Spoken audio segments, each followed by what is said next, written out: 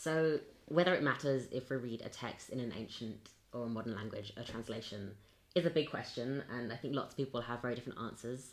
Most of us first encounter or only encounter texts in translation because that's what most of us have access to. When I first read a bit of classics in sixth form, I read Homer's Odyssey, which we're going to talk about in a minute, in a translation, and that was my first exposure to the classical world. Same here, like I didn't learn any kind of like formal like classical languages until I came to university, so translations were really like a lifeline in terms of like learning the classics. And I feel as though I learned a lot from translations, and I learned from a wide variety of translations. What kind of translations were you using when you were at school? So when I was studying Homer's Odyssey, I was using the Penguin translation, which is one of the types of translation that I think most people first encounter when they turn to a classical text. So what might be quite helpful to try answer this question is to look at a few examples of how the same text is translated differently. So one example we have here is Anthony Verity's translation of the start of Homer's Odyssey, and his translation begins, "Tell me, muse, of the man of many turns." I here have Emily Wilson's translation of the Odyssey, and the first line is, "Tell me about a complicated man." And so, to set this all into context, Odysseus is the main character of the Odyssey, and he travels for a long time after a really horrific war, and he spends years travelling and meeting new people and going to new places, and yeah, he is the main character.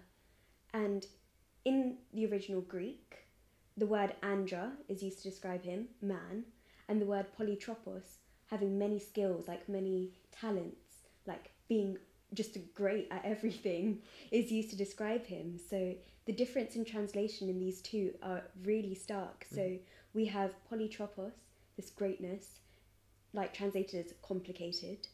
Yeah, which gives quite a different tone to the man of many turns, which kind of plays into the more heroic idea of Andra as man and the positive connotations of Polytropos as being like clever in lots of different ways. Where I think you get a slightly different translation when you refer to him as a complicated man. Kind of grounds it in a more human sense, and possibly with a tinge of negativity. Definitely.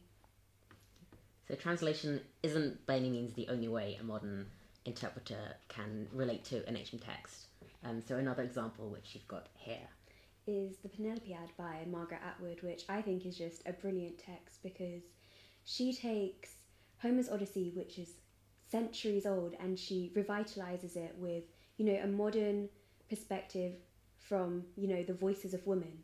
And in classical literature, sometimes it can be really hard to like find a female voice, but what Atwood does is really breathe life into these characters. So she takes Penelope, the wife of Odysseus, who's left at home whilst he goes on all these travels and meets all these people along the way, and she's left at home and she has to sort of fight off men trying to marry her to get like all the money and wealth left behind because they think Odysseus is dead. And what Atwood does is show Penelope to be someone who is thoughtful, with feelings, who hates the idea of all these men vying after her, who like has a voice of her own. And I think what's really cool about the Penelopiad is that they have, the enslaved maids as well, who are really hard characters to grapple with, because in the Odyssey, they have to serve the men that are like in the house, and they get really horrible treatment as a result. So they're forced into sexual relationships which they don't want to be in. And then when Odysseus comes home, he's angry at the women, and he takes out all his anger by, killing them. And it's really important to think of this in like a modern day light, and how these women were like voiceless in the Odyssey, but have been given like the chance to speak and say that was wrong, what happened was wrong, and they do so very vocally, and it brings so much more to the story than what we got in the Odyssey. I think there's definitely positives to reading in translation. A translation always gives you a different insight, and it can show you what the author's taken as a different focus, and it can also allow you to read new meanings into their interpretations. And I think it really shows you how reading a classical text shows that there isn't just one meaning. You can derive lots of different meanings from the same text, and that's brought out really well in different types of translation and adaptation as well. Yeah, I agree, and I also think it's like essential to have translations, because I, for one, wouldn't have even started showing so much of an interest in classics if I didn't have access to, say, the translations of the Odyssey.